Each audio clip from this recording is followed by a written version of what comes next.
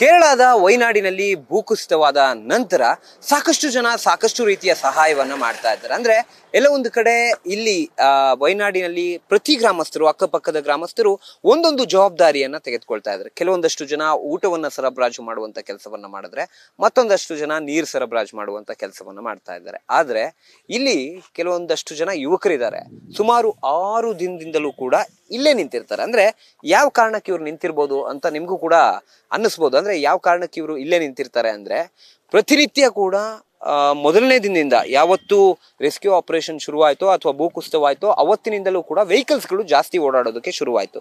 ಆಗ ಈ ಒಂದು ಜಾಗದಲ್ಲೂ ಕೂಡ ಜಾಸ್ತಿ ವೆಹಿಕಲ್ಗಳು ಓಡಾಡೋದಕ್ಕೆ ಶುರುವಾಗ್ತಾ ಇತ್ತು. ಅಂದ್ರೆ ಬಹಳಷ್ಟು ವೆಹಿಕಲ್ಗಳು ರಕ್ಷಣಾ ಪಡೆಯ ವೆಹಿಕಲ್ಗಳಾಗಿರ್ಬೋದು, ಜೊತೆಗೆ ಇಲ್ಲಿಂದ ತೆರಳ್ತಿದ್ದಂತಹ ಸಂತ್ರಸ್ತರನ್ನ ಕರ್ಕೊಂಡು ಹೋಗುವಂತ ಆಂಬ್ಯುಲೆನ್ಸ್ಗಳಾಗಿರ್ಬೋದು, ಇವು ಜಾಸ್ತಿ ತೆರಳ್ತಾ ಇದ್ವು.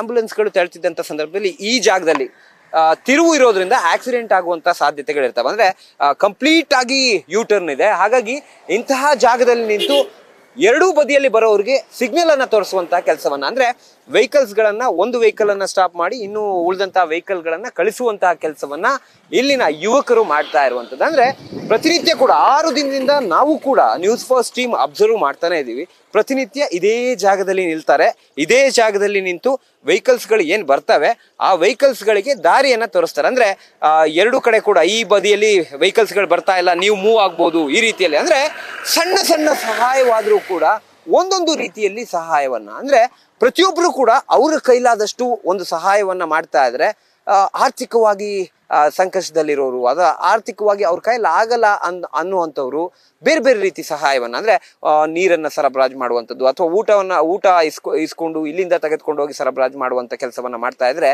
ಈ ಯುವಕರು ವಿಶಿಷ್ಟವಾಗಿ ಒಂದ್ ರೀತಿಯಲ್ಲಿ ಎಲ್ಲ ಒಂದ್ ಕಡೆ ಅಪಘಾತವಾಗುವಂತ ಸ್ಪಾಟ್ ನಲ್ಲಿ ನಿಂತು ಎರಡೂ ಕಡೆ ಬರುವಂತ ಆಂಬ್ಯುಲೆನ್ಸ್ ಗಳಿಗೆ, ರಕ್ಷಣಾ ಪಡೆಯ ಗಾಡಿಗಳಿಗಾಗಿರ್ಬೋದು ಅಥವಾ ಬೇರೆ ವೆಹಿಕಲ್ಸ್ ಗಳಿಗಾಗಿರ್ಬೋದು, ಅವ್ರಿಗೆ ಹಾದಿಯನ್ನ ತೋರಿಸುವಂತ ಕೆಲಸವನ್ನ ಅಥವಾ ಸುಗಮವಾಗಿ ವಾಹನ ಸಂಚಾರವಾಗೋದಕ್ಕೆ ಬೇಕಾಗಿರುವಂತ ಅನುಕೂಲವನ್ನು ಮಾಡುವಂತ ಕೆಲಸವನ್ನ ಈ ಯುವಕರು ಮಾಡ್ತಾ ಇದ್ದಾರೆ. ಕ್ಯಾಮ್ರಾಮನ್ ಚಂದ್ರೇಶ್ ಜೊತೆ Sandesh, news fast, Wayanad. News first, ನಿರ್ಭೀತಿಯಿಂದ ನಿಮ್ಮ ಪರವಾಗಿ.